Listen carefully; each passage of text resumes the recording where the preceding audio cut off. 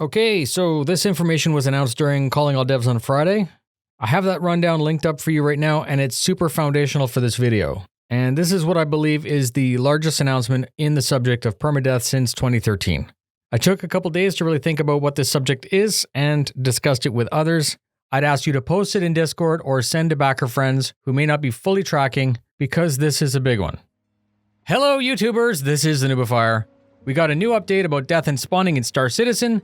This is the first time that cloning has been mentioned, and to be honest, I'm not that surprised. I did a video 2 years ago called Permadeath Will Die Before 2020. Oh my god, so good. Even the date. And in it, I asked the question, is the original plan too hardcore for this evolving game? I was basically saying at that time that it'll need to change, and spoiler, it did just evolve in a big way.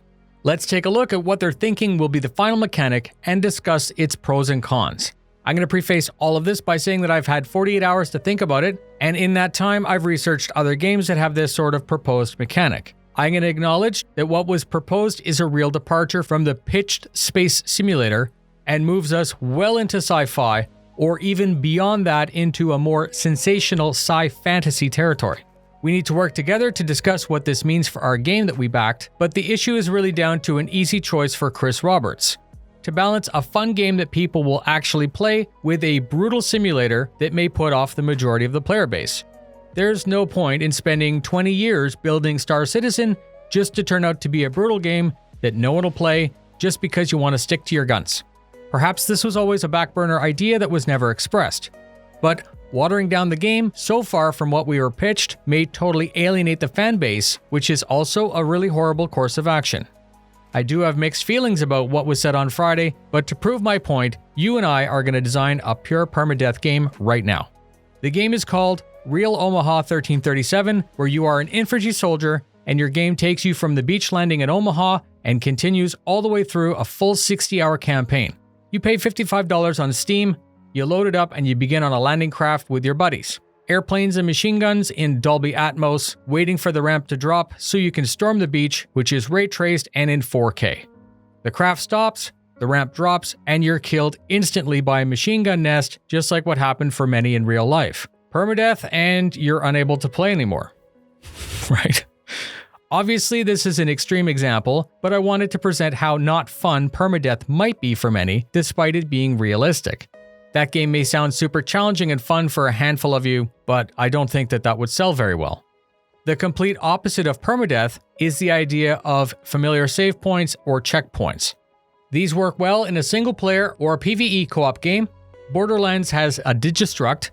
It's a little bit like a transporter and a food replicator in one device. These devices are all over the play area for no apparent reason, just like the vending machines that spit out ammo.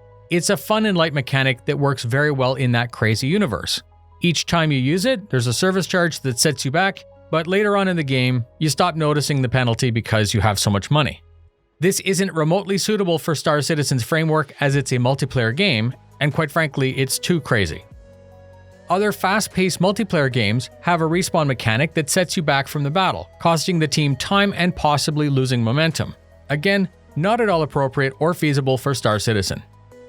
Some have said that what was explained on Friday is more like a copy-paste out of Eve's playbook, or even a little bit like Fifth Element, where they're able to rebuild an entire person from some part of their DNA. The movie Elysium had a really cool medical bay, which could rebuild and reanimate providing the person was mostly intact. Again, this was easy to accept in that movie because it's the future, and in that movie, the machine wasn't magical and could only do so much. So the more I think about it, the more I think I'm okay with this more middle-of-the-road approach. There are parts of the cloning explanation that still don't make sense. This might need some magic hand-wavium built into the lore, and it just needs to be accepted by the player base. So what I'd like to do now is break down my concerns. They said that when you're badly hurt beyond the down state, you're dead and you wake up as a clone. You then can go see your dead self and collect your possessions. You still have the reputation from before, but have basically lost a life. Are your memories supposed to be included in this cloning process? If yes, then how? And if no, how is that different from just playing as a new character? Do we care how? I'd like to think we do. Would I remember me just before I got scanned? Or do I remember dying? Is it just magic? Do we as players have an answer? And again, do we even care?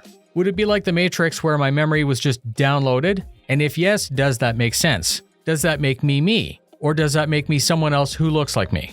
If they're simply reanimating a clone based on your DNA, how and why would it eventually degrade to the point where it would just stop working? That part makes no sense except to introduce some game mechanic stress into running out of lives. Is there a clone of me just waiting somewhere in some medbay? Do I need to die before they make the clone? Do I die and then magically download into it to be reborn? Is it like Lilu from The Fifth Element? Am I physically rebuilt, or am I grown in a vat? What's the service price for reanimating? Do I have to pay a monthly fee for that service? If I go and destroy someone's medical ship and then kill them, will they just respawn further back down the line? What if I went and blew up all of their save points before I killed them? How far do I send that player back? Could that be seen as really mean, or is it just part of the game? Are there just stored bodies and DNA samples held all over the universe? Could I make a living by just destroying medical hubs and preventing my enemies from reanimating close to conflict, and thus turning the tide of the battle? Right? So you see how it's really thick. There's a lot to think here. Here is my favorite set of questions. Would a fresh clone be born with a scar or cybernetics? If you were going to bother to build a human from zero, why would you go through the extra BS of cutting off his arm and replacing it with an expensive surgery? Why would you bother to make the player aged? Why not just make the player younger and stronger? Why would you bother to cut it up with scars? Why would I bother to go to the gym to stay in shape? There's no reason to grow or clone in anything but the peak physical condition. Now, my rant is complete, but I hope that I've set a bunch of questions out there to think about. I'm tracking the mechanic, and I think from a game perspective, it's going to make it more appealing for many and will help the game last longer. Cherie and the team most certainly have a ton of BS weaving to spin this into some kind of lore that can be anything remotely but science fantasy. It's one thing for a society to not like making AI because they had a bad experience, but if cloning and reconstituting complete humans is a thing, then AI shouldn't be such a large leap, as technically death doesn't exist except for specific exceptions. Murder would become an inconvenience in this universe, so why do we even have advocacy? Why is that something that they would invest time in policing? Does this mechanic then not just truly invalidate the idea of permadeath? Sure, I might die once too many times and it costs me money and reputation. I need to change my face and my name, but then I go out and die a bunch of times and do it all over again. Some hardcore RP players may get attached to their tune. Personally, I don't think I'm going to care after noobifier number 3. When I launch the game right now, I currently just take the default avatar and hit go. I'll probably just put a number after my name to keep track of how many times I die and not bother with any kind of backstory. This mechanic does answer the boom headshot issue, where no amount of reconstruction would reconstitute a brain that had been turned to red mist. That original explanation worked until you factored in the 50 cal, and even a total loss due to your ship exploding. Again, I'm more okay with what was explained than not, and as you've become accustomed to my short videos, all of this really comes down to you, your ideas, and the discussion that comes from it. What do you think? Is this a workable game mechanic? How do you feel medbays should work? Does this make sense? Would you respond with your identity and memories? Does this make murder irrelevant? Why do cops even care? Would the new you really be that different from just transferring all your stuff to a newer you? Thank you very much for spending your time with me. Fly safe, and I'll see you in the verse.